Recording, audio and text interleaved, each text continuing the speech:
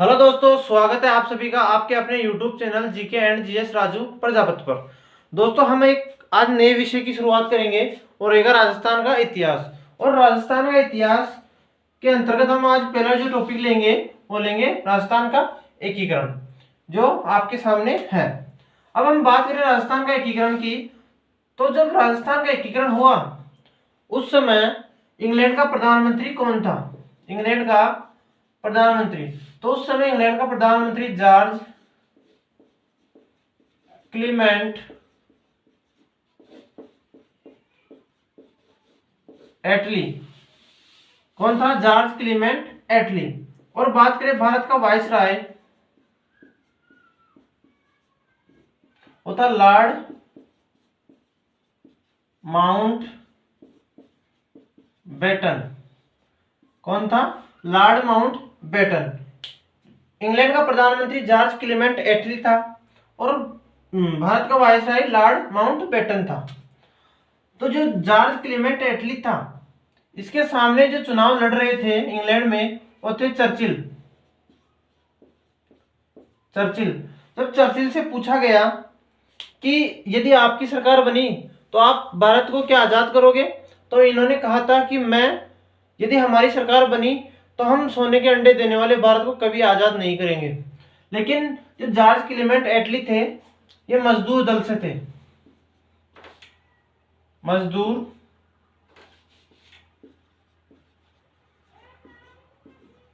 मजदूर दल से थे। तो इन्होंने कहा कि यदि हमारी सरकार बनी तो हम भारत को जून 1948 में आजाद कर देंगे। लेकिन हम 15 अगस्त 1947 को आजाद हुए। लगभग एक वर्ष पूर्व हम आजाद हो गए। अब हम आजाद तो हो गए, लेकिन हमारे सामने एक समस्या उत्पन्न हो गई। तब अंग्रेजों ने हमें आजाद किया, उस समय दो राष्ट्रों का निर्माण हुआ, एक पाकिस्तान एक भारत। तो जब अंग्रेज जाते जाते अंग्रेजों ने बोला कि जो रियासतें भारत में मिलना चाहती है वो भारत में मिल सकती है, और जो रियासतें पाकिस्तान में मिलना चाहती है वो पाकिस्तान में मिल सकती है, और जो रियासतें स्वतंत्र रहना चाहती है वो स्वतंत्र भी रह सकती है। अब क्यों तो कोई रियासत भारत में मिलना चाहेगी और क्यों कोई रियासत पाकिस्तान में मिलना चाहेगी? सभी रियासतें स्वतंत्र रहेगी। अब हमारे सामने ये एक समस्या उत्पन्न हो गई। अब बात करें आगे, तो जब एकीकरण देख रहे हैं तो एकीकरण होगा किसका? एकीकरण होगा किसका? तो एकीकरण होगा रियासतों का। रियासतों का एकीकरण होगा। अब हम कुछ भारत स्तर की बात करें, तो जब भारत का एकीकरण चल रहा था उस समय लगभग भारत में 565 कुल रियासतें थी। कितनी रियासतें थी? 565 कुल रियासतें थी, जिनमें से सामान्य रूप से 562 रियासतों का एकीकरण हो गया, अर्थात इन्हें भारत में मिला लिया गया। और भारत में जो 3 रियासतें थी उनके एकीकरण में समस्या उत्पन्न हुई। उसमें एक है कश्मीर। कश्मीर का शासक था हरि सिंह। कश्मीर का शासक कौन था? हरि सिंह। उसके बाद में एक थी जूनागढ़ गुजरात। एक थी हैदराबाद। ये भारत की सबसे बड़ी रियासत थी। सबसे बड़ी रियासत, भारत की सबसे बड़ी रियासत कौन थी? वो थी हैदराबाद। अब जब कश्मीर के एकीकरण में समस्या उत्पन्न हुई तो कश्मीर का जो एकीकरण किया गया वो भारत में विलय पत्र पर हस्ताक्षर, अर्थात कश्मीर को भारत में विलय पत्र पर हस्ताक्षर करवाकर भारत में मिलाया गया। जूनागढ़ की बात करें तो जूनागढ़ जैसे जनमत संग्रह, यहां पर जनमत संग्रह करवाया गया जिसमें अधिकांश जनता ने भारत में मिलने का समर्थन किया। इस आधार पर जूनागढ़ को भारत में मिला लिया गया। बात करें हैदराबाद की, तो यहां पर सैनिक कार्यवाही की गई।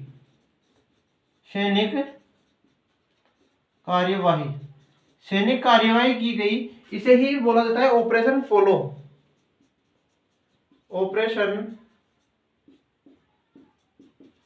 ऑपरेशन पोलो।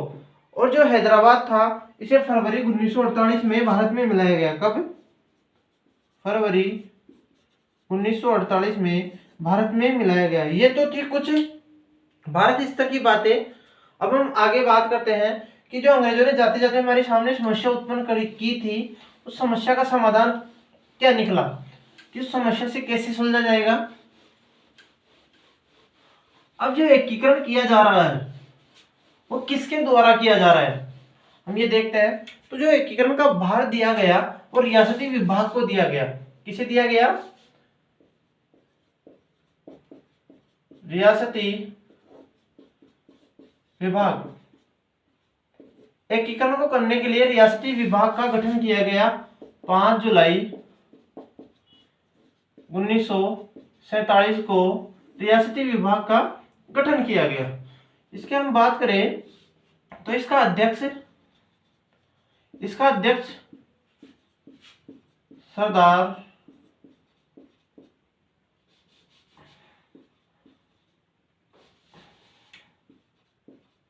वल्लभ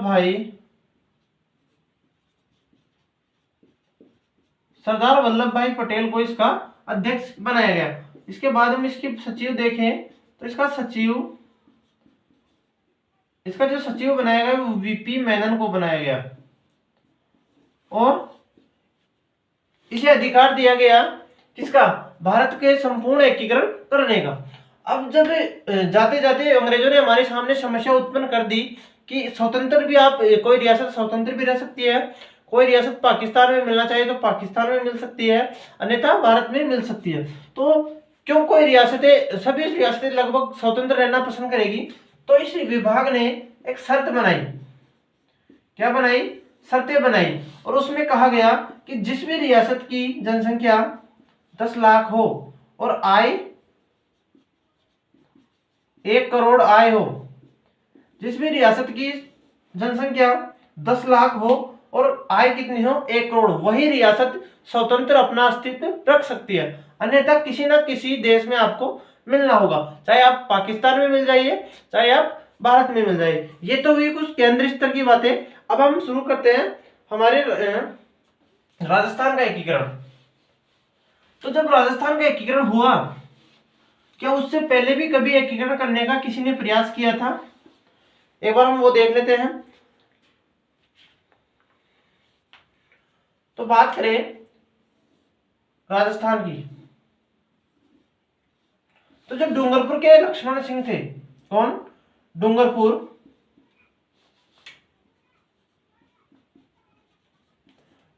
के शासक लक्ष्मण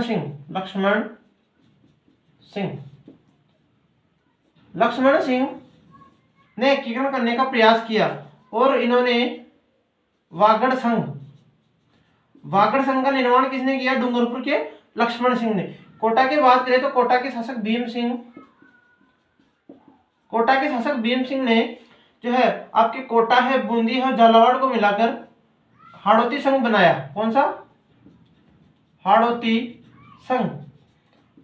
संघ बनाने का प्रयास कोटा के भीम सिंह ने किया। जबकि बात करें उदयपुर की, तो उदयपुर के शासक महाराणा भूपाल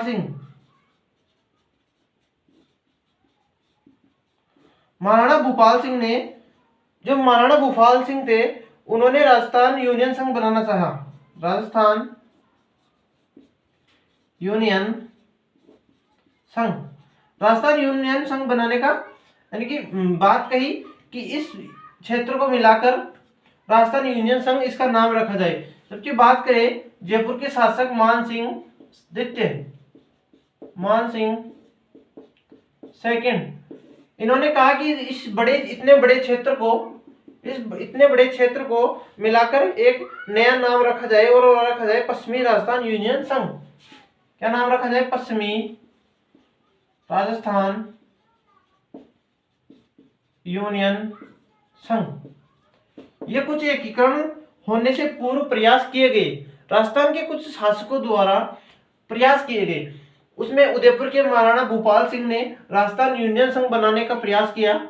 उसके बाद डूंगरपुर के लक्ष्मण सिंह ने वागड़ संघ बनाने का प्रयास किया। कोटा के भीम सिंह ने हड़ौती संघ बनाने का प्रयास किया, और जो जयपुर के शासक मान सिंह सेकंड, इन्होंने पश्चिमी राजस्थान यूनियन संघ बनाने का प्रयास किया, लेकिन ये प्रयास इनके असफल रहे। क्या रहे? इनके ये प्रयास असफल रहे। अब हम आगे बात करते हैं कि जब राजस्थान का एकीकरण हुआ तो उस समय राजस्थान की स्थिति क्या है, कि यहाँ कितनी रियासतें हैं।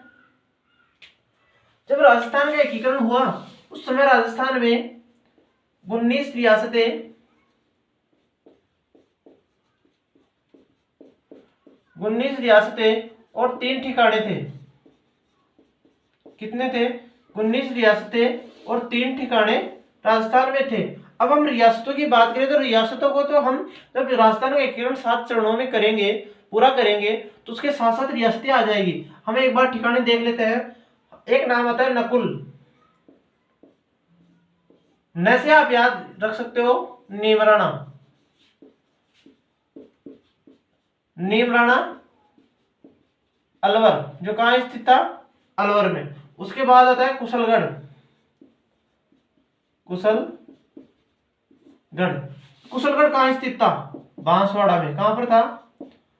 बांसवाड़ा, बांसवाड़ा में था। उसके बाद हम बात करें लावा, लावा था टोंक में। कहां पर था? टोंक में। न से नीमराणा अलवर में था, कुशलगढ़ बांसवाड़ा में था, लावा था टोंक में। अब हम इसकी आगे बात करें,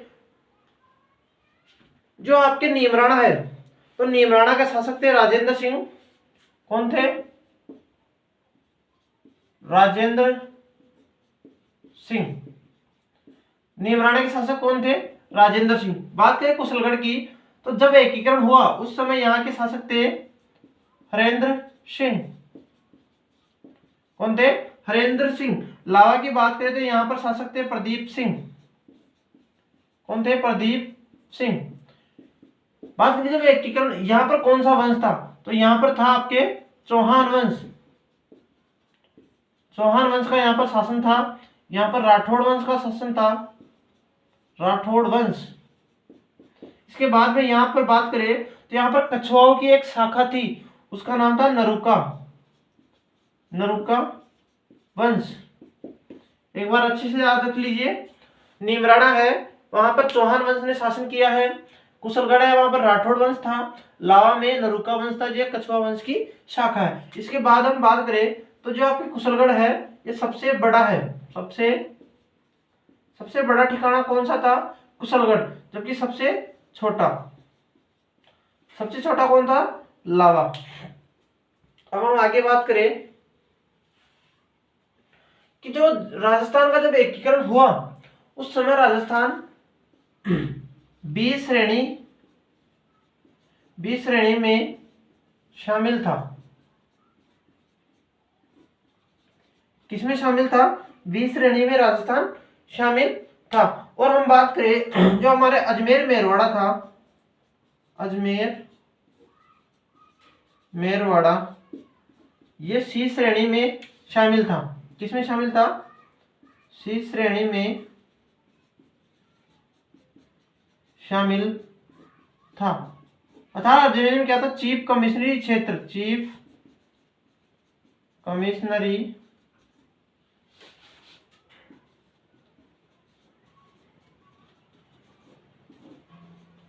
अजमेर को क्या बनाया गया था? चीफ कमिश्नरी क्षेत्र बनाया गया था। अब हम आगे बात करते हैं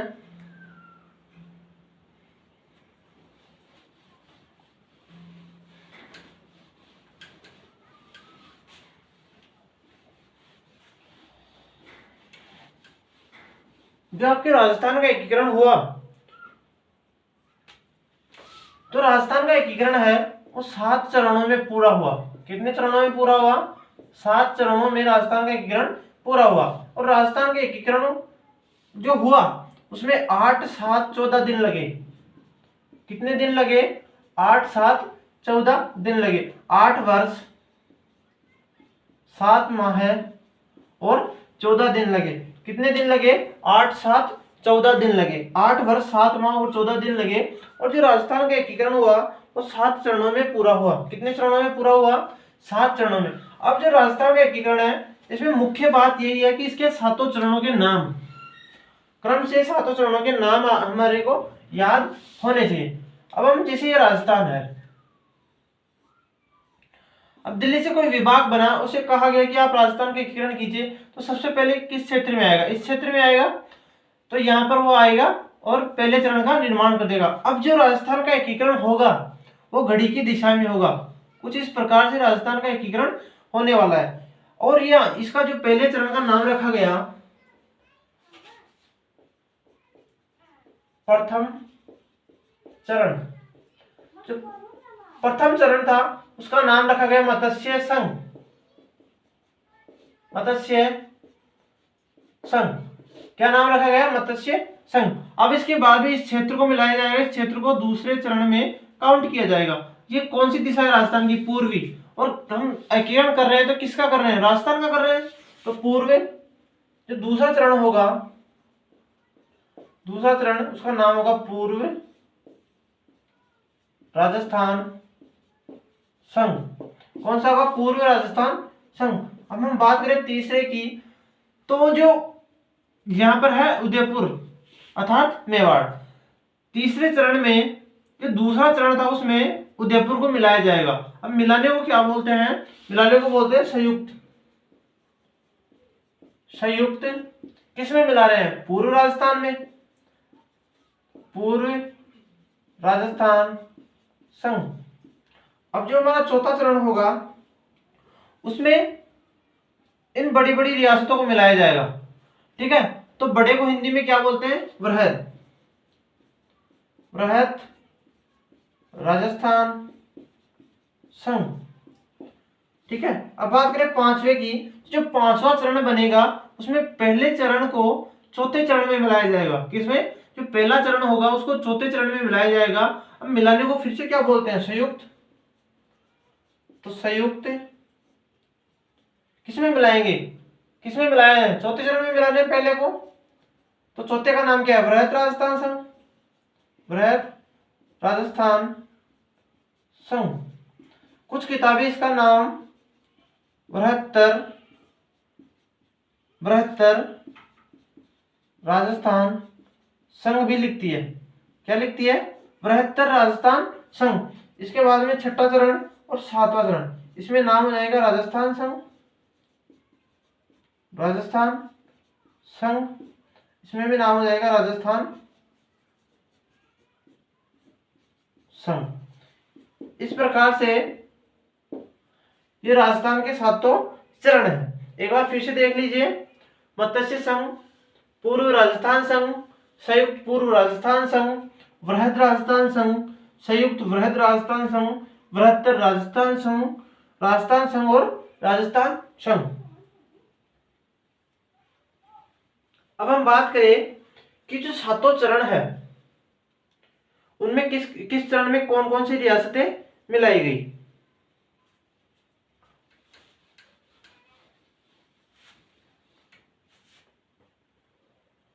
अब जो प्रथम चरण है उसमें ए, बी और सी और डी, अलवर, भरतपुर, करौली और धौलपुर, अलवर, भरतपुर, करौली और धौलपुर को मिलाया गया। इसमें 9 रियासतें मिलाई गई। कितनी? 9 रियासतें। उसका सीधा सीधा सूत्र है बाबू, कीको, झाड़ू, परसाटो, बांसवाड़ा, बूंदी, किशनगढ़, कोटा, झालावाड़, डूंगरपुर, प्रतापगढ़, शाहपुरा और टोंक। 1 2 3 4 5 6 7 8 9। बांसवाड़ा है, बूंदी है, किशनगढ़ है, कोटा है, झालावाड़ है, डूंगरपुर है, प्रतापगढ़ है, शाहपुरा है और टोंक है। बाबू कीको झाड़ू प्रसाटो, बाबू कीको झाड़ू प्रसाटो, बाबू कीको झाड़ू प्रसाटो। बात करें तीसरे चरण की, तो तीसरे चरण में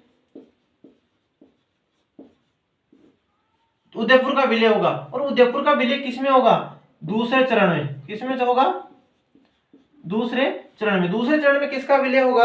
उदयपुर का विलय होगा। अब इसके बाद बात करें तो चौथा चरण है, इसमें ट्रिपल जे और बी प्लस में। जो आपका चौथा चरण है इसमें ट्रिपल जे और जयपुर जोधपुर, जैसलमेर, बीकानेर। जयपुर, जोधपुर, जैसलमेर, बीकानेर। साथ में इसमें जो पहला चरण है, पहला सॉरी जबकि तीसरा चरण है किसका, तीसरा चरण का इसमें विलय हो जाएगा। जो चौथा है उदयपुर को किसमें मिलाएंगे, उदयपुर को मिलाएंगे। जो तीसरा चरण बन गया आपके, यानी कि यहाँ पर जो 9 रियासतें, एक है 10, 10, 11, 12, 13 और 14, कितनी रियासतें हो जाएगी इसमें, 14। बात करें जो पांचवा चरण है उसका नाम है संयुक्त वृहद राजस्थान संघ। इसमें बात करें तो इसमें चौथा चरण था उसे और पहले चरण को मिलाया जाएगा। किसे, चौथा चरण और पहले चरण को इसमें मिलाया जाएगा। इसके बाद हम बात करें तो जो छठा चरण है,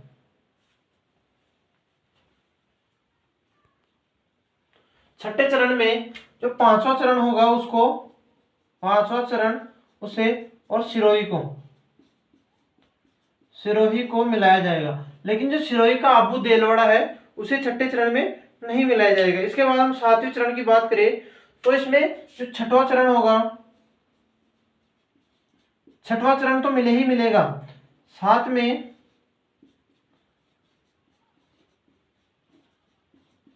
आबू देलवाड़ा प्लस अजमेर मेरवाड़ा प्लस सुनेल टप्पा, और एक गांव को हम एमपी को दे देंगे, वो रहेगा सिरोंज। कौन सा रहेगा, सिरोंज। अब हम आगे देखते हैं।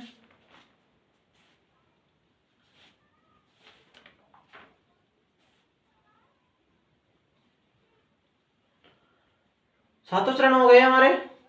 अब इसके बाद देखते हैं हम इनकी डेट। जो पहले 3 चरण है, ये जो पहले 3 चरण है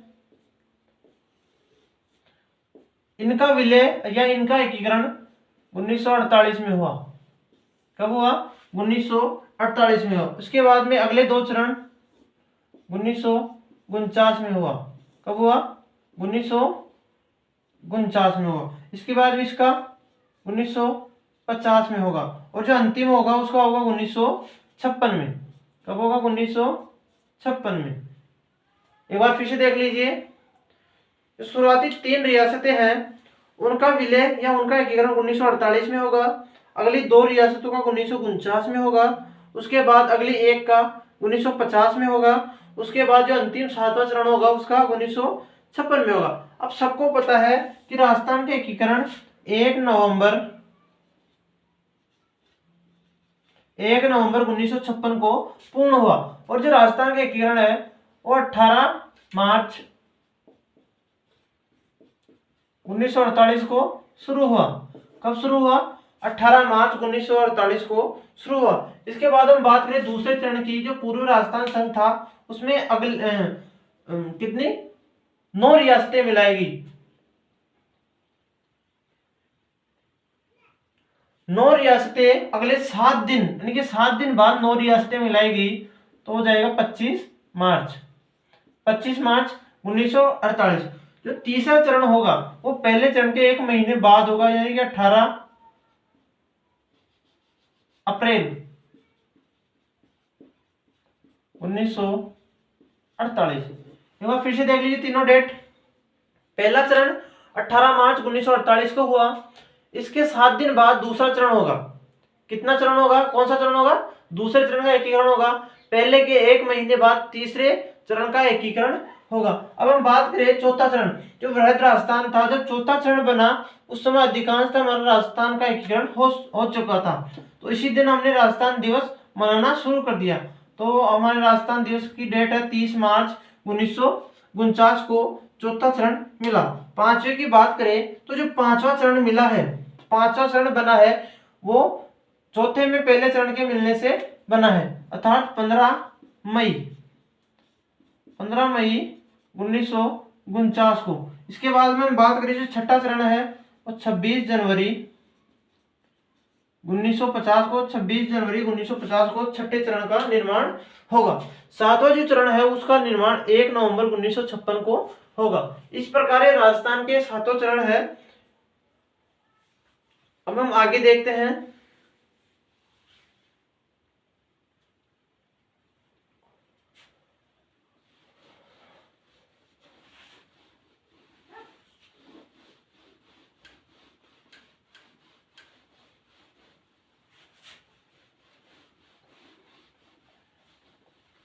जब हमारे राजस्थान में चौथे चरण का निर्माण हुआ बृहद राजस्थान संघ का, तो उस समय 30 मार्च को राजस्थान दिवस के रूप में मनाया जाना स्वीकार किया। क्या किया? 30 मार्च को राजस्थान दिवस मनाया जाना स्वीकार किया। अब हम बात करें तो इसकी कुछ मुख्य बातें और है कि जो प्रथम यानी कि 1 से जो 4 चरण थे, प्रथम चरण, दूसरा, तीसरा और चौथा, इनके कुछ राज प्रमुख है। चारों चरणों के राज प्रमुख है और चारों ही चरणों के उद्घाटन करता है और चारों ही चरणों के प्रधानमंत्री है। इन्हें भी हमें याद करना होगा। तो हम राज प्रमुख की बात करें, राज प्रमुख का बात करें तो जो राज प्रमुख है वह उदय भीम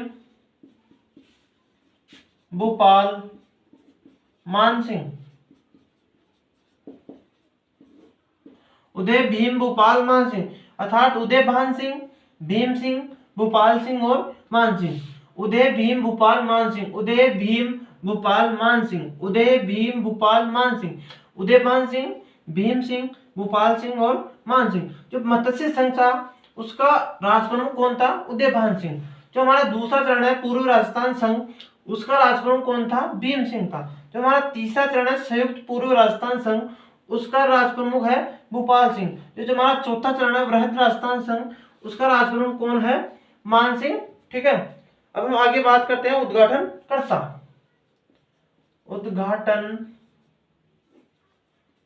करता, यानी कि एकीकरण हुआ तो एकीकरण में उद्घाटन किसने किया? तो आता है आपके गौड़गिल,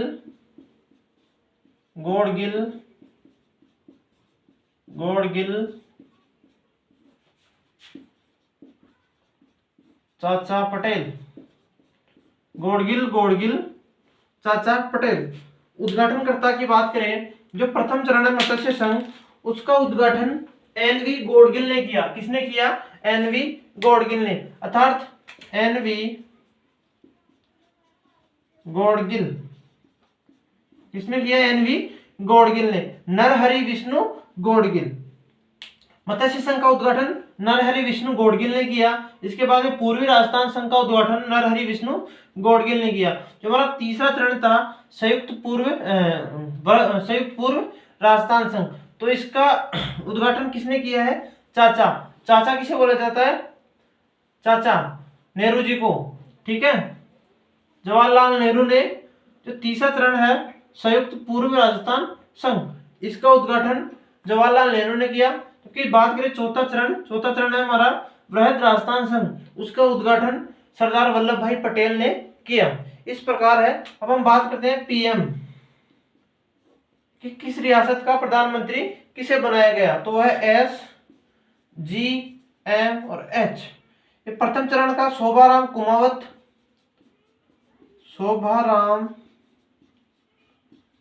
कुमावत। बात करें उसके बाद हम जी, गोकुल लाल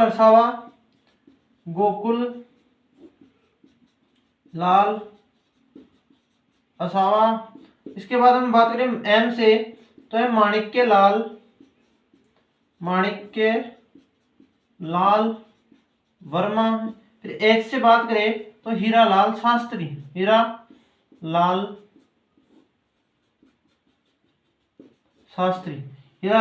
शास्त्री। इस प्रकार एस जी एम एच। प्रथम चरण मत्स्य संघ का प्रधानमंत्री कौन था? शोभाराम कुमावत।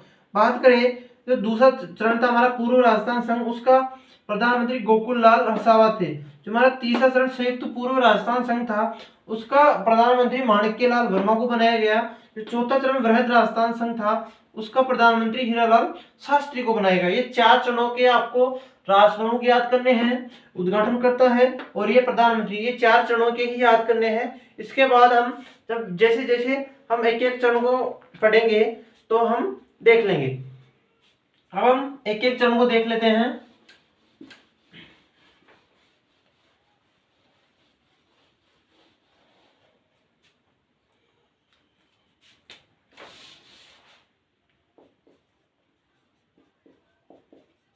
मत्स्य संघ, ये कौन सा चरण है? प्रथम चरण है। इसमें कितनी रियासतें मिलाई गई? ए, बी, सी और डी। अलवर, भरतपुर, करौली और धौलपुर। इसका जो एकीकरण हुआ 18 मार्च 1948 को हुआ। जो मत्स्य संघ नाम दिया गया वो के एम मुंशी, के एम मुंशी के कहने पर या के एम मुंशी की सिफारिश पर यह नाम दिया गया। ठीक है। इसके बाद हम आगे बात करें, जो राजधानी बनाई गई, राजधानी अलवर को बनाई गई। किसे? राजधानी अलवर को बनाई गई राजधानी। और राज प्रमुख किसे बनाया गया? हमने देखा था उदय भीम भूपाल मान सिंह, तो यहां पर आ जाएगा उदय भान सिंह। इसके बाद में बात करें उद्घाटन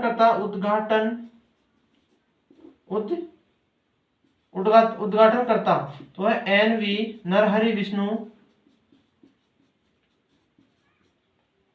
विष्णु गौड़गिल। कौन थे? नरहरि विष्णु गौड़गिल थे। जो राजप्रमुख थे, हमारे राजप्रमुख उदय भान सिंह को बनाया गया, ये थे धौलपुर से। कहां से थे? धौलपुर से थे। राजधानी हमने देख लिया, अलवर को बनाई गई। ठीक है। अब हम आगे बात करें, तो जो इसके प्रधानमंत्री, पीएम की बात नहीं की हमने, पीएम SGMH अर्थात शोभाराम कुमावत। कौन थे? शोभाराम कुमावत को यहाँ का प्रधानमंत्री बनाए गए। इसके बाद हम बात करें तो इससे लगभग 184 लाख रुपए वार्षिक आय थी। जो प्रथम चरण था उसकी वार्षिक आय लगभग 184 लाख रुपए थी। और यहाँ की जनसंख्या की बात करें तो यहाँ पर 18 लाख जनसंख्या थी। कितनी जनसंख्या थी? यहाँ पर 18 लाख जनसंख्या थी। अब हम आगे देख लेते हैं दूसरा चरण।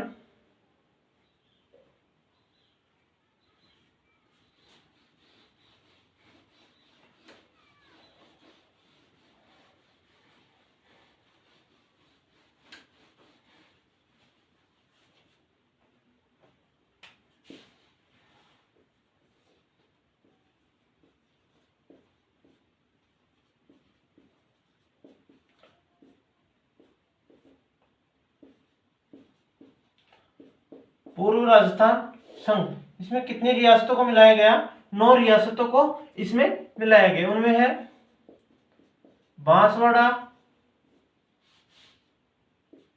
बांसवाड़ा, किशनगढ़, बूंदी, कोटा, बाबूकीको, झालावाड़, झारडू, डूंगरपुर, झारडू, परसाटो, प्रतापगढ़,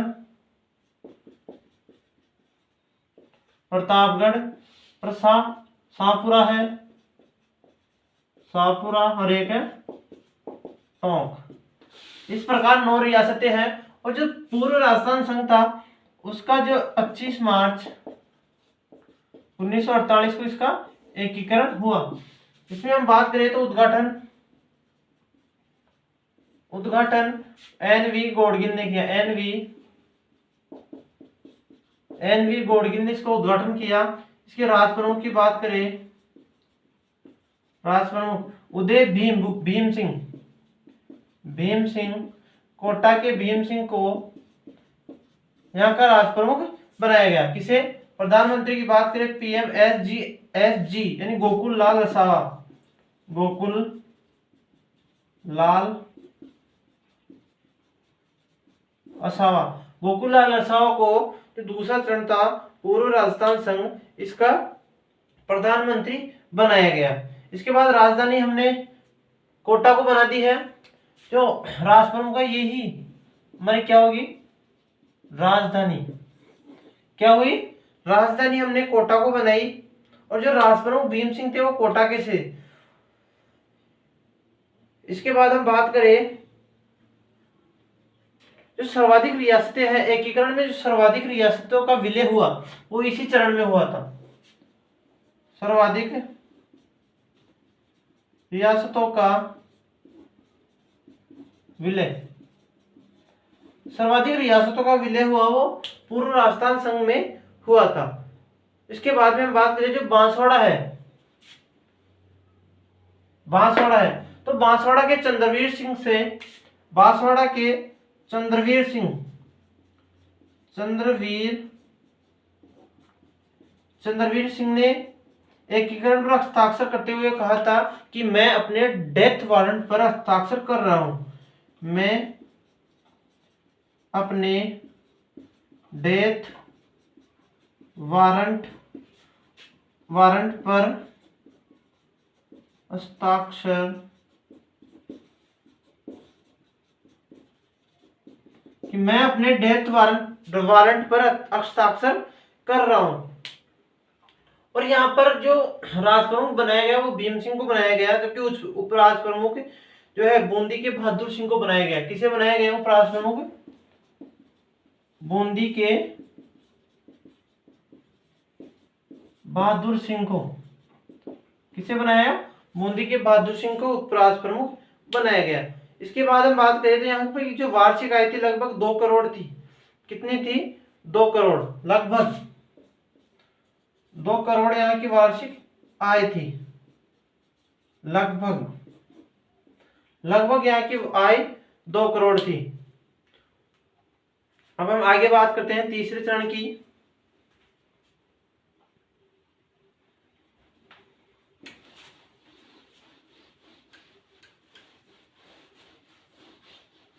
जो तीसरा चरण है उसका नाम है पूर्व राजस्थान, संयुक्त पूर्व राजस्थान संघ। जो तीसरा चरण है उसका नाम है संयुक्त पूर्व राजस्थान संघ। इसमें कितनी रियासतें मिलाई गई, तो इसमें 10 रियासतें मिलाई गई। एक यानी कि दूसरा चरण प्लस उदयपुर, किसे बनाया गया, दूसरा चरण प्लस उदयपुर। और जो इसका एकीकरण हुआ वो कब हुआ, 18 अप्रैल 1948 को। कब हुआ, 1948 को। इसकी बात करें तो राज प्रमुख उदय भीम भूपाल यानी कि भूपाल सिंह को यहाँ का राज प्रमुख बनाया गया। उद्घाटन की बात करें, गोडगिल चाचा यानी कि जवाहरलाल नेहरू, चाचा JL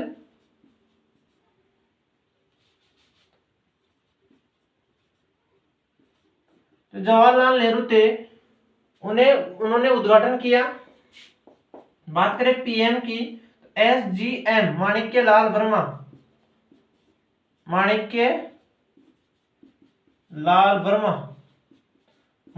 वर्मा को क्या बनाया गया, प्रधानमंत्री बनाया गया। राजधानी की बात करें, राजधानी उदयपुर को बनाया गया। किसे, उदयपुर को राजधानी बनाया गया। इसके बाद हम आगे बात करें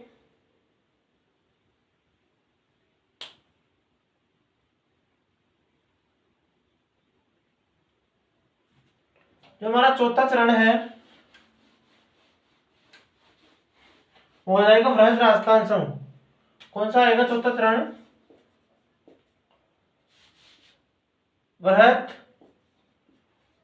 राजस्थान संघ। 30 मार्च 1949 को इसका एकीकरण हुआ। इसकी हम बात करें तो इसमें जो तीसरा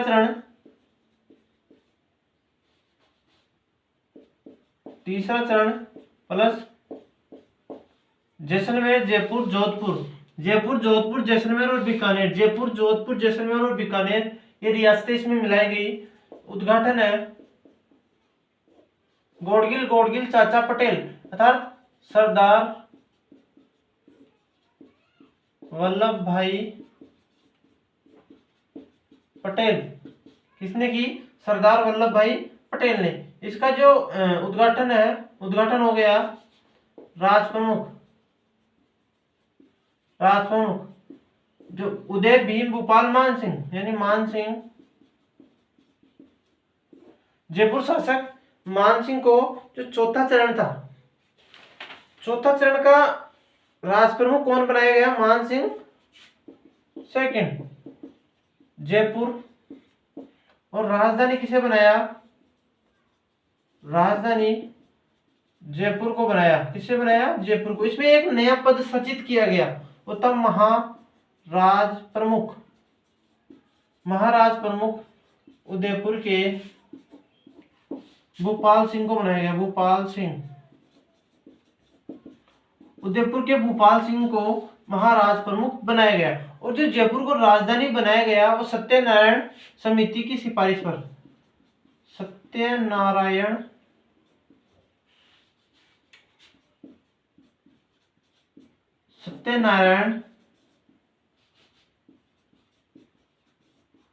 समिति की सिफारिश पर जयपुर को राजधानी बनाया गया। और राजधानी का जो एक आधार रखा गया वो रखा गया पेयजल,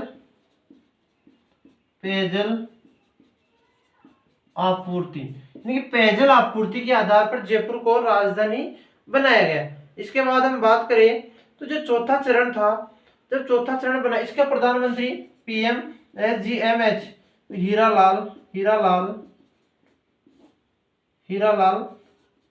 शास्त्री को चौथे चरण का प्रधानमंत्री बनाया गया। जब चौथा चरण बना तो उसमें जो महाराजा प्रमुख बनाया गया वो किसे बनाया गया? उदयपुर के भूपाल सिंह को बनाया गया। इसके बाद में राजधानी हो गई है आपके सामने, सत्यनारायण समिति की सिफारिश पर जयपुर को पेयजल आपूर्ति के आधार पर राजधानी बनाया गया। अब इसके बाद में जब चौथा चरण बना तो जब राजधानी को बनाया गया उसके साथ साथ में कुछ विभागों का भी आवंटन किया गया, वो हम एक बार देख लेते हैं। जो हमारा ये राजस्थान था, ठीक है, उस राजस्थान के बीकानेर में, बीकानेर यहां पर शिक्षा विभाग बनाया गया। कौन सा? शिक्षा विभाग बनाया गया। बात करें जोधपुर की तो यहां पर जोधपुर में न्याय विभाग, जोधपुर में न्याय विभाग बनाया गया। जयपुर की हम बात करें तो जयपुर में राजधानी बनाई। क्या बनाई? जयपुर में राजधानी बनाई। अजमेर की बात करें तो अजमेर में राजस्व विभाग, कोटा में वन विभाग, अलवर की बात करें तो अलवर में सिंचाई विभाग। अलवर को क्या दिया गया? सिंचाई विभाग। उसके बाद हम बात करें तो जो है जयपुर को राजधानी दी गई, जोधपुर में न्याय विभाग दिया गया, बीकानेर में शिक्षा विभाग दिया गया और कोटा में वन विभाग दिया गया। भरतपुर में कृषि विभाग होगा। क्या होगा? भरतपुर में कृषि विभाग होगा और उदयपुर में खनन विभाग होगा। उदयपुर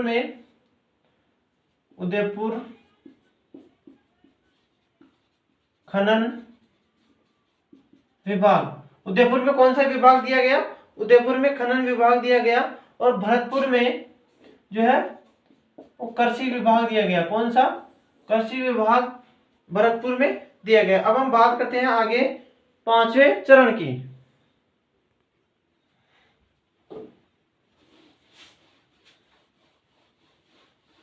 अब जो पांचवा चरण बनाया गया, पांचवा चरण का नाम क्या है? पांचवा चरण का नाम है, चौथे चरण में पहले चरण को मिलाने से पांचवा चरण बना। और पांचवा चरण का जो एकीकरण हुआ वो 15 मई 1949 को हुआ। इसी आधार पर मिलाने को क्या बोलते हैं? संयुक्त। क्या बोलते हैं? संयुक्त किसमें मिलाया था? चौथे चरण में। और चौथे चरण का नाम क्या था? वृहत राजस्थान संघ। कभी एग्जाम में ऐसे नहीं पूछेगा कि पांचवा चरण कौन सा था, सीधा नाम देगा वो, ठीक है। पांचवा चरण, जो पांचवा चरण था उसे 15 मई 1949 को इसका एकीकरण हुआ था। इसकी बात करें तो इसमें चौथा चरण प्लस पहला चरण, चौथे चरण और पहले चरण को मिलाया गया। जो चौथे चरण में कितनी रियासतें थी, ए, बी, सी और डी, इन रियासतों को चौथे चरण में मिला दिया गया। और ये जो विलय हुआ वो शंकर देवराय समिति की सिफारिश पर हुआ। किस पर हुआ, शंकर देवराय समिति की सिफारिश पर यह विलय हुआ, अर्थात चौथे चरण को पहले चरण में मिलाया गया। किसमें मिलाया गया, चौथे चरण को पहले चरण में मिलाया गया। अब हम आगे बात करते हैं, हमारा छठा चरण रहेगा। छठा चरण का नाम आ जाएगा राजस्थान संघ।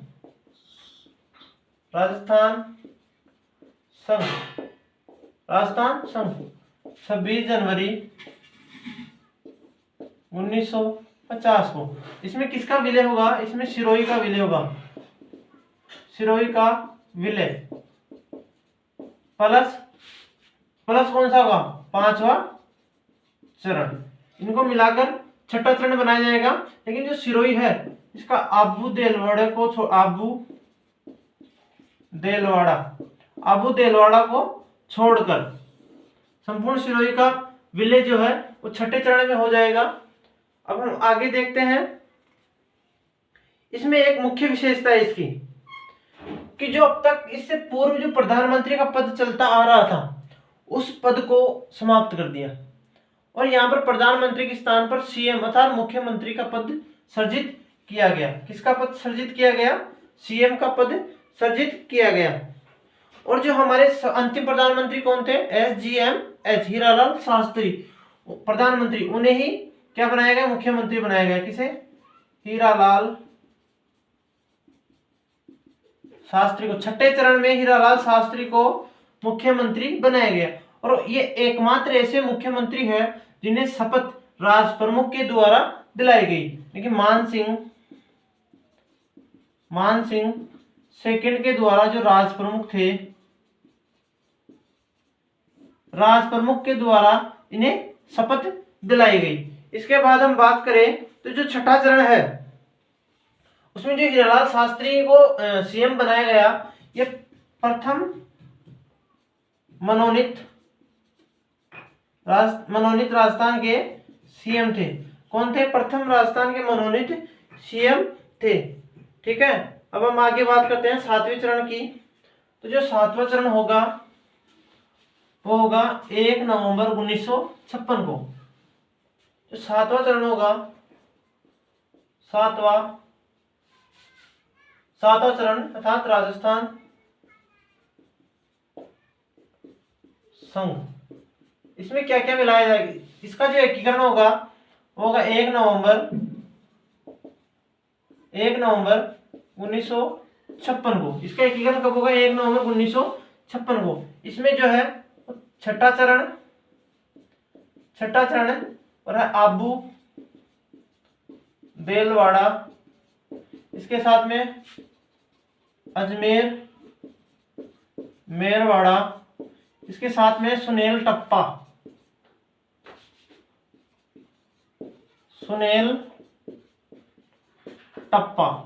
ये हमने एमपी से लिया है और एमपी को हमने राजस्थान का एक गांव दिया है, उसका नाम है सिरोंज। कौन सा है, सिरोंज। अब जो सातवां चरण था, सिरोंज किसे दिया है हमने, एमपी को दिया है। अब जो सातवां चरण था उसके सीएम यानी कि मुख्यमंत्री मोहनलाल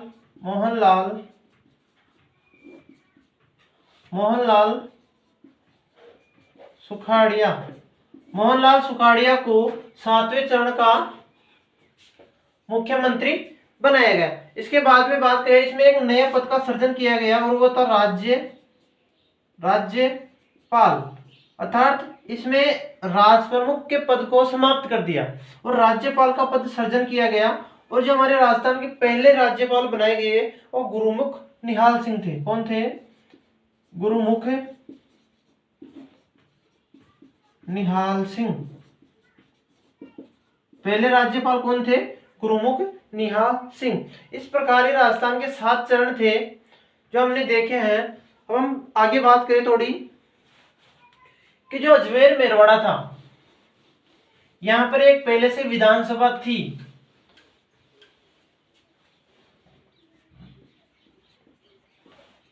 अजमेर मेरवाड़ा, जो अजमेर मेरवाड़ा था यहां पर पहले से एक विधानसभा थी, विधान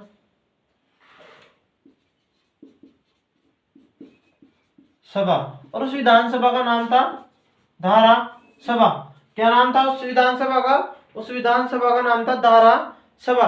और इसमें जो कुल सदस्य थे वो 30 सदस्य थे और इसके सीएम थे हरिभाऊ उपाध्याय। कौन थे? हरिभाऊ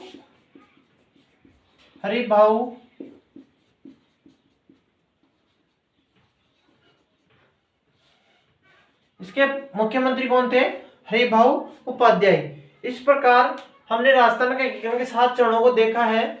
अब हम कुछ इसकी बात करें तो जब राजस्थान का एकीकरण हुआ उस समय राजस्थान में 26वां जिला अजमेर बना।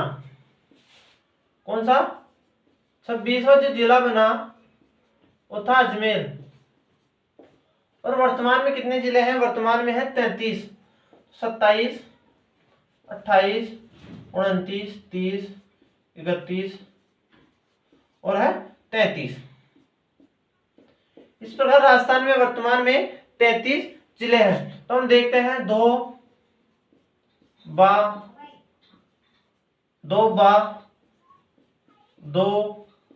रा है के। और आप सबको पता है जो 33वां जिला है वो है प्रतापगढ़। उसे 26 जनवरी 2008 को वसुंधरा राज्य के समय बनाया गया। कब बनाया गया? जो 33वां जिला था उसे प्रतापगढ़ को 26 जनवरी 2008 को वसुंधरा राज्य के समय बनाया गया। अब हम बात करते हैं, दो का मतलब है धौलपुर।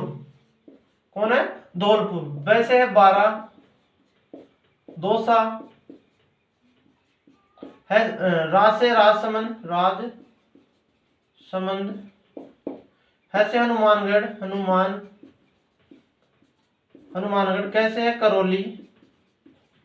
ठीक है। अब जो ये है ये 3 जिले आर, बी और डी, राजसमंद, बारा और दौसा, ये एक ही दिन बने थे। कब बने थे ये एक ही दिन बने थे। तो ये बने थे 1982 में। कब बने थे ये बने थे 1982 में। ये बने 1991 में। ये इसके 3 साल बाद 1994 में। ये इसके 3 साल बाद 1997 में। कब बने? 1997 में। इस प्रकार राजस्थान के कुल वर्तमान में कितने जिले हैं? वो 33 जिले हैं। बात करें सबसे बड़ी रियासत और सबसे छोटी रियासत।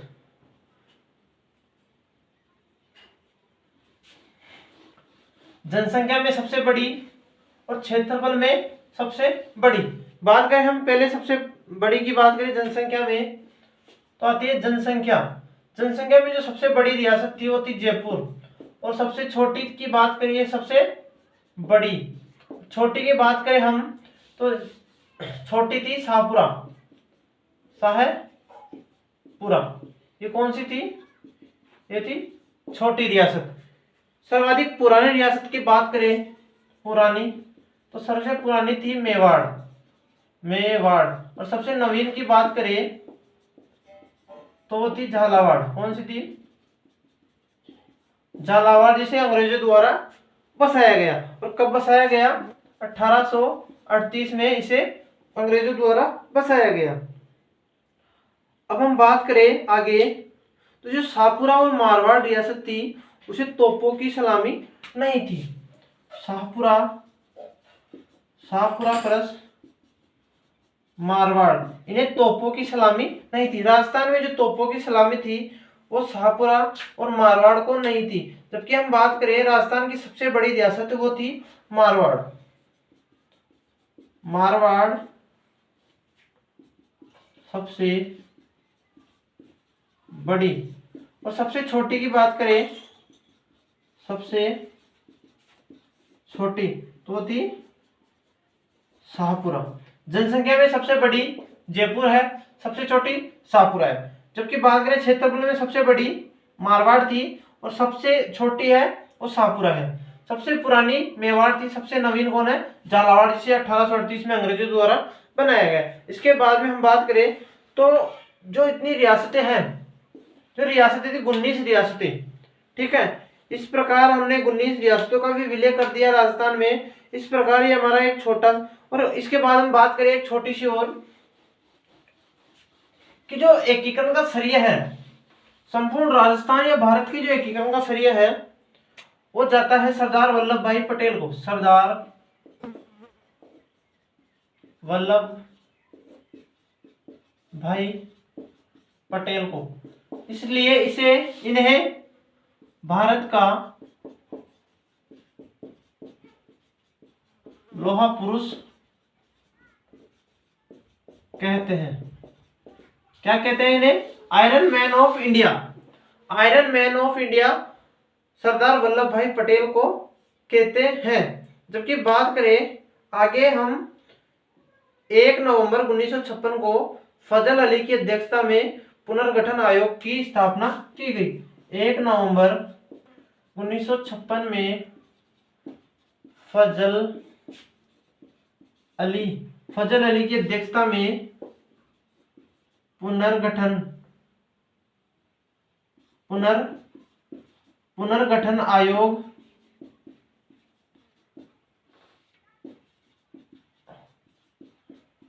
आयोग की स्थापना की गई। तो दोस्तों हमने कुछ एकीकरण की सामान्य जानकारी ली है। कैसी लगी हो आपकी जानकारी, प्लीज कमेंट बॉक्स में जरूर बताएं।